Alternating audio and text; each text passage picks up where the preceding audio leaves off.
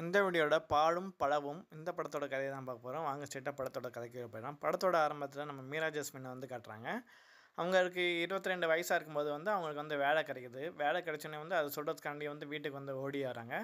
அந்த சமயத்தில் திடீர்னு அவங்க அம்மா படிக்கட்டு வந்து கீழே விழுந்து இடுப்பெலும்பை வந்து உடச்சிக்கிறாங்க. அதனால் அவங்க அண்ணா வந்து சொல்கிறாங்க, நீ வேலைக்கெல்லாம் எங்கேயும் போவேன்னா கூட இருந்து அம்மாவையே பார்த்துக்கணும்னு வந்து சொல்கிறாங்க. அதனால் வந்து அவங்க வேலையெல்லாம் விட்டுட்டு அவங்க வீட்டை வந்து அம்மாவையே வந்து பார்த்துட்டு இருக்காங்க. அண்ணனுக்கு கல்யாணம் ஆகிடுச்சு. அண்ணியும் வந்துட்டாங்க. அண்ணி வந்ததுக்கப்புறம் வந்து அவங்க அண்ணி வந்து சொல்கிறாங்க, நான் என்ன அவங்க அம்மா பார்த்துட்டு கல்யாணம் பண்ணேன், நான் உங்கள் அண்ணனும் வந்து சிட்டியில் போய் செட்டில் ஆக போகிறோம், இங்கெல்லாம் வரமாட்டோம், நீங்கள் தான் உங்கள் அம்மாவை பார்த்துக்கணும். அவங்களும் வந்து முட்டுக்காடு போட்டாங்க. இந்த பக்கம் இன்னொருத்தன் வந்து காட்டுறாங்க. இன்னொருத்தன் வந்து காலேஜில் வந்து வந்து ஸ்கூலில் வந்து படிச்சுட்ருக்கான். அவன் பேர் வந்து சுனில். அவன் வந்து படிச்சுட்டு இருக்கும்போதே வந்து ஃபேஸ்புக்கில் வந்து ஃப்ரெண்ட் ரிக்வெஸ்ட்லாம் கொடுத்து நல்லா வந்து சேட் பண்ணிகிட்ருக்கான். சேட் பண்ணிட்டு இருக்கும்போது இது மாதிரி ஃபேஸ்புக்கில் ஒரு பொண்ணு கூட சேட் பண்ணிகிட்ருக்கான். சேட் பண்ணி ஒரு நாள் மீட் பண்ணலாம்னு சொல்லிட்டு மீட் பண்ணிட்டு ரெஸ்டாரண்ட் போனான். அங்கே போனது பார்த்தா வந்து ஒரு ஆம்பளை. உடனே அங்கேருந்து தெரிச்சு வரேன், இனிமேல் இதெல்லாம் பண்ணக்கூடாது, இனிமேல் வந்து நல்லா கன்ஃபார்ம் பண்ணி தான் அலோவ் பண்ணணும்னு சொல்லிட்டு இருக்கான். இந்த சமயத்தை வந்து நம்ம மீரா ஜாஸ்மினுக்கு 33 வயசாகிடுச்சு. நமக்கு வீட்டிலேருந்தே போர் அடிக்குது. அவங்க அம்மாவும் வந்து இப்போ நடக்கிற மாதிரி குணமாயிட்டாங்க. நம்ம எதாவது வேலைக்கு போகலான்னு சொல்லிட்டு ஒரு பேங்க் வேலைக்கு வந்து போகிறாங்க. பேங்க்கில் கிளர்க் வேலைக்கு. அங்கே போய் ஜாயின் பண்ணும்போது தான் கூட உள்ள கோவொர்க்கர் மூலமாக வந்து இவங்களுக்கு ஃபேஸ்புக் வந்து அறிமுகமாகுது. அதனால் வந்து ஃபேஸ்புக்கில் ப்ரொஃபைல்லாம் வந்து க்ரியேட் பண்ணுறாங்க. க்ரியேட் பண்ணதுக்கப்புறம் இந்த பக்கம் வந்து சுனில் இருக்காரு. அவரும் வந்து ஃபேஸ்புக்கில் ப்ரொஃபைல்லாம் க்ரியேட் பண்ணாங்க. இந்த 2 பேர் இதையும் ஃப்ரெண்ட் ரிக்வெஸ்ட் கொடுத்து வந்து அக்செப்ட் பண்ணிக்கிறாங்க. அக்செப்ட் பண்ணதுக்கப்புறம் வந்து 2 பேர் வந்து சேட் பண்ணுறாங்க. சேட் பண்ண வந்து நீ பொண்ணான்றதுக்காண்டி வாய்ஸ் நோட் வந்து கேட்குறாரு. அவர் வந்து மீரா ஜாஸ்மின் வாய்ஸ் நோட் அனுப்புகிறான். பொண்ணு தான் சொல்லி கன்ஃபார்ம் ஆயிடுது. அப்புறம் ஃபோன் பண்ணுறாங்க. இப்படியே வந்து அவங்க நட்பு வந்து கொஞ்ச நாள் வந்து காதல் ஆயிடுது. சமயத்தை வந்து மீரா ஜாஸ்மினுக்கு வந்து வீட்டை வந்து பையன் பார்க்குறத வந்து சொல்லிட்டு இருப்பாங்க. அதனால் வந்து கொஞ்சம் வந்து வருத்தத்தில் வந்து இருப்பாங்க. அப்போ இவர் வந்து சுனில் வந்து மீரா ஜாஸ்மின் ஃபோன் பண்ணி இது மாதிரி நான் பேசுகிறேன் அப்படின்னு சொன்னோன்னே அவங்க வந்து கட் பண்ணுவாங்க. ஏன் கட் பண்ணு கேட்டால் வீட்டில் ஒரே பிரச்சனை இருக்குது, எனக்கு கல்யாணம் பேச தான் வந்து முடிவு பண்ணிகிட்டு இருக்காங்க அப்படின்னு வந்து சொல்லுவாங்க. உடனே வந்து எங்கள் சுனிலோட ஃப்ரெண்ட்ஸ்லாம் வந்து நீ வேணால் இப்படி வேணால் கேட்டு பாரு ஃபோன் பண்ணி, நீ வீட்டை கல்யாணம் பேசுகிறேன்னு சொல்லிட்டு இருக்காங்களே, நானே உனக்கு கல்யாணம் பண்ணிக்கிறேனே அப்படின்னு சொல்லி கேட்டுப்பாரு அப்படின்னு வந்து சொல்லுவாங்க. உடனே இவரும் ஃபோன் பண்ணி நானே கல்யாணம் பண்ணிக்கிறேன்னு சொன்னேன். மீரா ஜாஸ்மின் வந்து ஃபோனை வந்து கட் பண்ணிடுவாங்க. கட் பண்ணிட்டு அடுத்த நாள் ஆஃபீஸில் கொலிக்கிட்ட வந்து டிஸ்கஸ் பண்ணிட்டு, சரி ஓகே நீங்கள் சொன்னது உண்மை தானா அப்படின்னு சொல்லி கேட்குறேன். உண்மைதான், நானே உன்னை கல்யாணம் பண்ணிக்கிறேன், நாளைக்கு ரெஸ்ட் ஆஃபீஸ் வந்துட்டு கல்யாணம் பண்ணிக்கிறேன் அப்படின்னு சொல்கிறாங்க. மீரா ஜாஸ்மினும் புடவைலாம் கட்டிட்டு கிளம்பி போகிறாங்க. இந்த பக்கம் அந்த பையனை வந்து வேஷ்டி சட்டையெல்லாம் வந்து கட்டிட்டு ரெஸ்ட் ஆஃபீஸ் வந்து போகிறாங்க.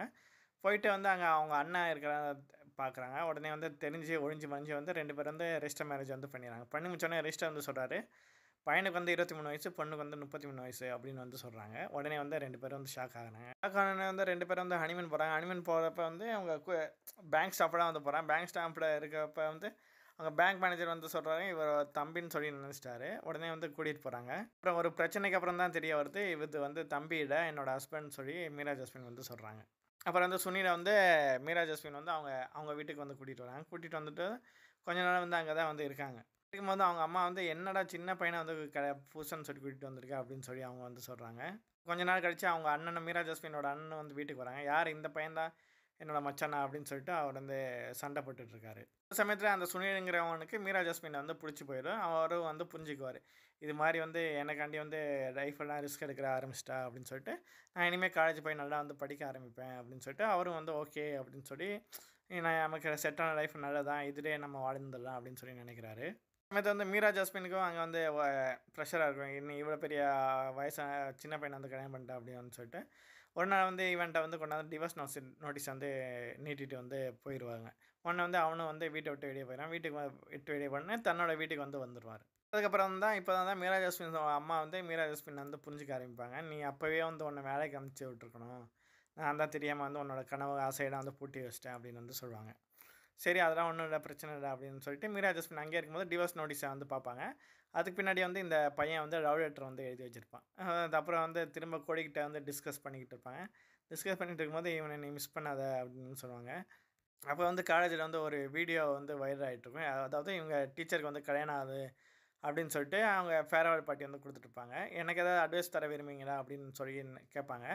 அப்போ அவங்க வந்து சொல்லுவாங்க, நீங்கள் உங்கள் புருஷங்க ஆசைக்காண்டி வந்து நீங்கள் வந்து வேலையை வந்து விட்றீங்க, என் ஒய்ஃப் வந்து என்னை வந்து படிக்கணும்னு ஆசைப்பட்றேன், அதுக்காண்டி தான் நான் படிக்க வந்திருக்கேன், எனக்கும் என் ஒய்ஃபை ரொம்ப பிடிக்கும், என் ஒய்ஃபுக்கும் என்ன ரொம்ப பிடிக்கும் அப்படின்னு சொல்லி அவர் நல்லா மோட்டிவேஷனாக பேசிப்பார். அதனால் வந்து மீரா ஜாஸ்மினுக்கு வந்து சுனிலை வந்து திரும்ப பிடிச்சிரும்.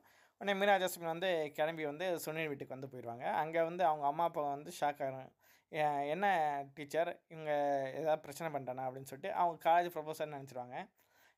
அப்படின்னு சொல்லி கேட்பாங்க. ஒன்னோட இது என்ன லவ் லெட்டர் அப்படின்னு சொல்லி, என்ன காலேஜ் ப்ரொஃபஸருக்கே லவ் லெட்டர் கொடுத்துட்டியா அப்படின்னு சொல்லி கேட்பாங்க.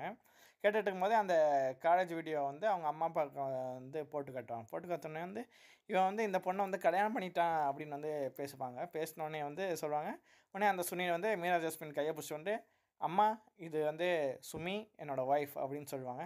ஒய்ஃப்னு சொல்லிட்டு அம்மா வந்து தடுப்பை கட்டி எடுத்துகிட்டு வருவாங்க. அப்போ மீரா ஜாஸ்மின் அந்த பையனை வந்து வீட்டை விட்டு ஓடுறது தான் இதோட இந்த படம் வந்து முடியுது. நன்றி.